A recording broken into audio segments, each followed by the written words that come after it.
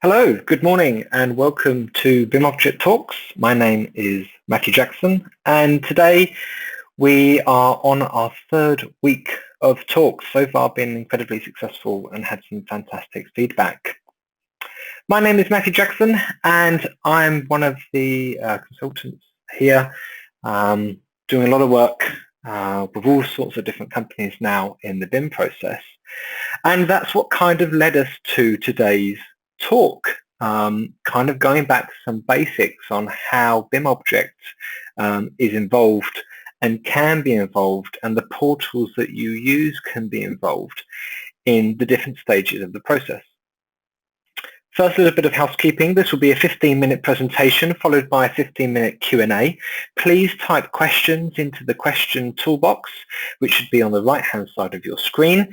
I will answer questions at the end of the session, so please hold on and wait those answers. But of course, please do ask them at any time. They are recorded. So you now should be able to see my screen, should be BIMobject and just the word talks. So today's discussion, BIMobject, the process, and where does BIMobject fit in? So depending on who you are, today's talk could potentially be quite emotive, and there might be some opinions coming in on questions, and I may broadcast some opinions as well. As you know, the industry is growing incredibly quickly, and as an industry, we are evolving incredibly quickly as well within all disciplines. So, this conversation could be emotive. You may disagree with some parts of what I present, but that's good. I'm here to open up debate and open up conversation in the wider industry. And I think debate between all disciplines is healthy and positive and something we should definitely be doing. So in our opinion, BIMobject should be everywhere. It should be in all stages of your BIM workflow. And I'm going to go to the classic diagram. Now, of course, everyone has seen this before, and I'm not going to reinvent the wheel and redraw something that we already know, but I'm going to use this as the basis of my presentation today, something which you're all familiar in. It is our belief that BIMobject and the process in BIMobject is presenting should be used in every single step that you see on screen right now, from the original programming all the way to the facility management and then further either renovation, demolition or recycling of the building. And it brings us back to a really key point, and I would like you all to remember this key point and why we have BIM in the first place. The entire point of BIM is build it twice, build it right. Build it once in the digital world to work out exactly what's going on, and then of course build it in the real world. And when we mean build it in the digital world, we don't just mean build the building, we mean actually the whole constructability, the process, and afterwards the facility management of that once it's done. And it kind of comes to a point that I've been talking about probably for nearly a year now, where I personally believe, and many of my colleagues and many BIM professionals out there believe, that we are now moving into building information management. I think the term modeling we should move away from, and I think we should talk about the management of building information. And that management is both geometric and of course the data behind that geometry as well, which is very important. So we have both sides, and it's the management of how that works. The big challenge that we have today, of course, is that we are being asked to provide as an industry more and more data, either by the client, by the contractor, the builder, or even by the architects and engineers. And who's asking for this data and where it should go, and how should this data be shared between the disciplines as we move forward, is a really interesting key question. When you look at some of the areas, we're looking at, BIMobject, we're really looking into PIM, product information management from the manufacturers, how we can get that into building information management, into then facility information management? How can the information be shared from one to another in a workflow that's really, really important? And how do we make information and how do we make BIM objects and everything project specific as well? You know, we have access to a whole world of information, but at the same time in the BIM process today, we're being asked for project-specific information. Again, this is something which is new. This is something that we are not yet used to potentially providing, and it does present us with a challenge. And it is a challenge.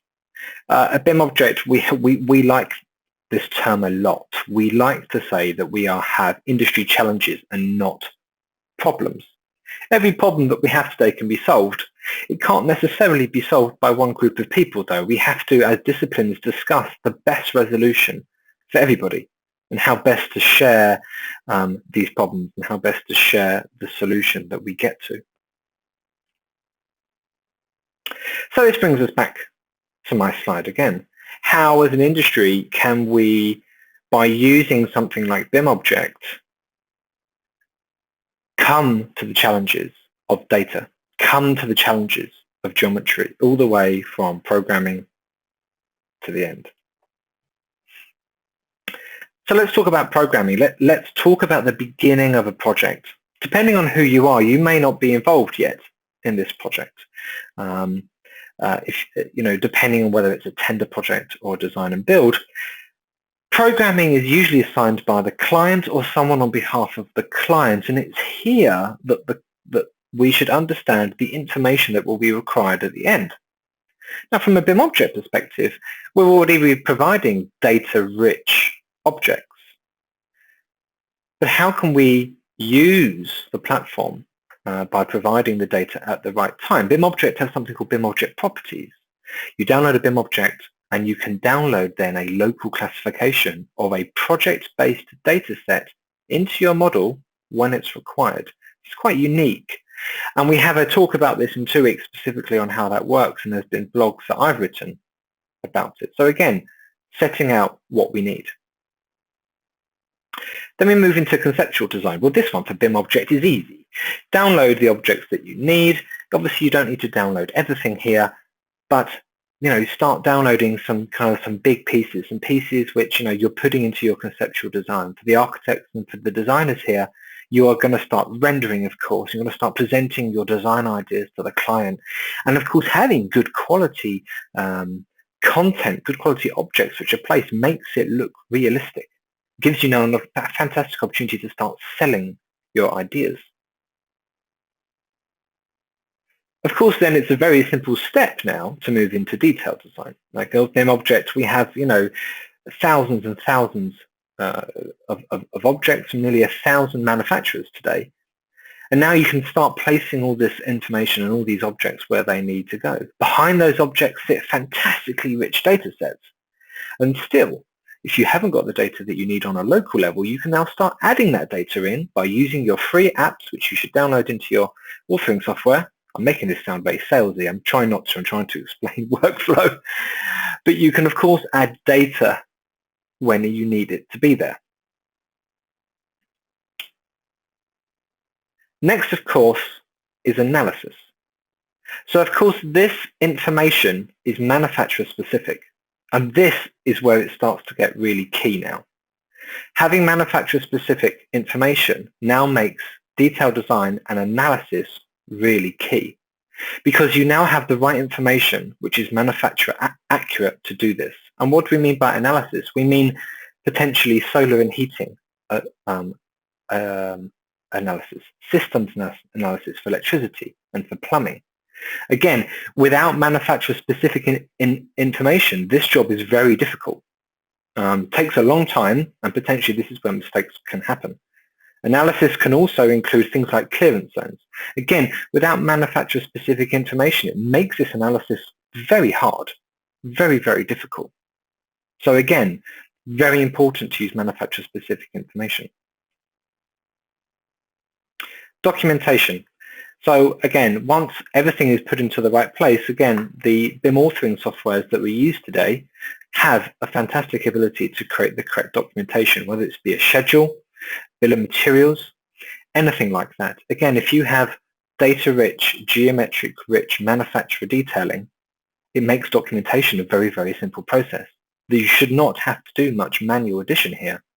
By accessing the information on BIMobject, again with our ability to give version control and send updates out, this is a very, very well-controlled system. Fabrication. This is where the manufacturers get really excited because the manufacturers are giving you guys potentially, again, data-rich information. They can take potentially that information and fabricate what they need for the site, of course, according to the designs that you've made. Now, of course, for things like furniture, maybe not so much, but for things like glass curtain walling, even bricks and blocks, BIMobject have provided tools to the industry where we can work out exactly how many blocks are placed in a building and how they're cut. This means that as a manufacturer, I can provide really detailed, good fabrication to deliver things on site, on time, and even pre-cut. So again, using BIMobject manufacturer-rich models, this makes this process really simple.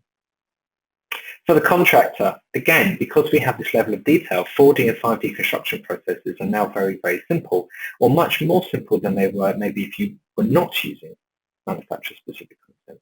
We have the ability to understand if things may or may not need a crane, need special lifting equipment, and how we can process that and put that into our models. This is, again, all by adding extra data sets which can be project related. Again, it goes to construction logistics as well. Manufacturers now understand the volume that you need, and of course they can deliver that volume. Of course, the next big part, of course, is for the client.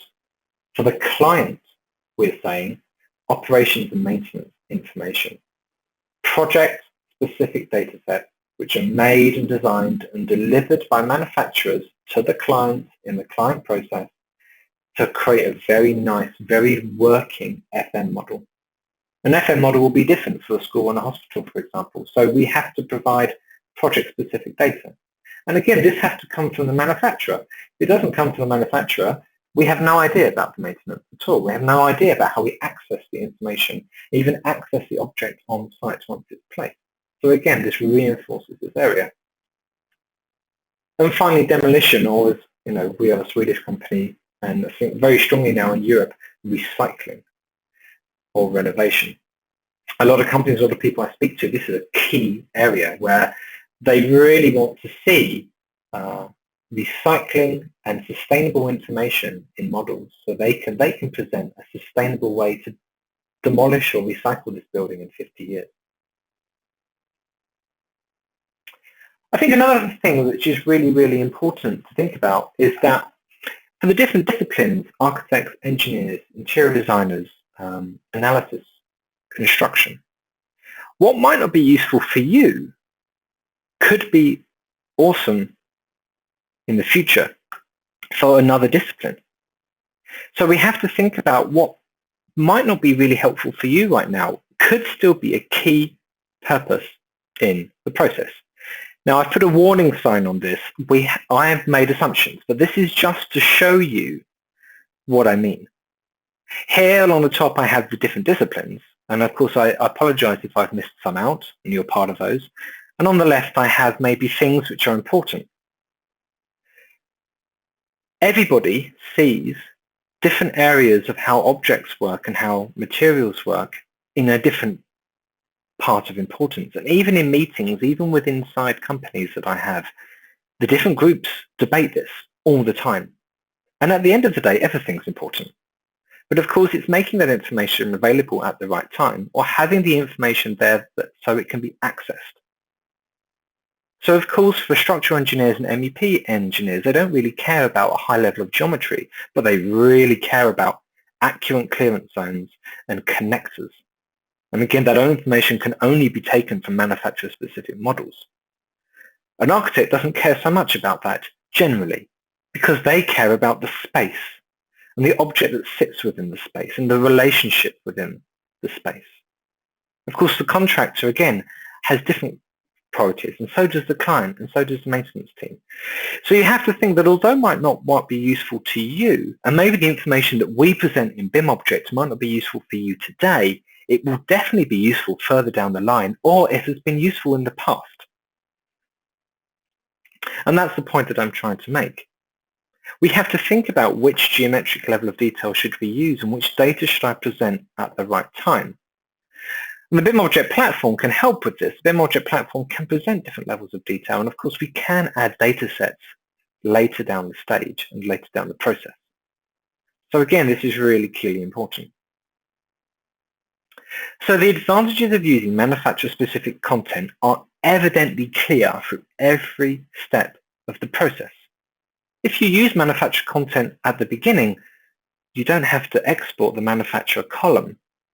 You can use accurate information to make a beginning design, and of course then access the information about the manufacturer later down the line. It doesn't have to be from the very, very beginning.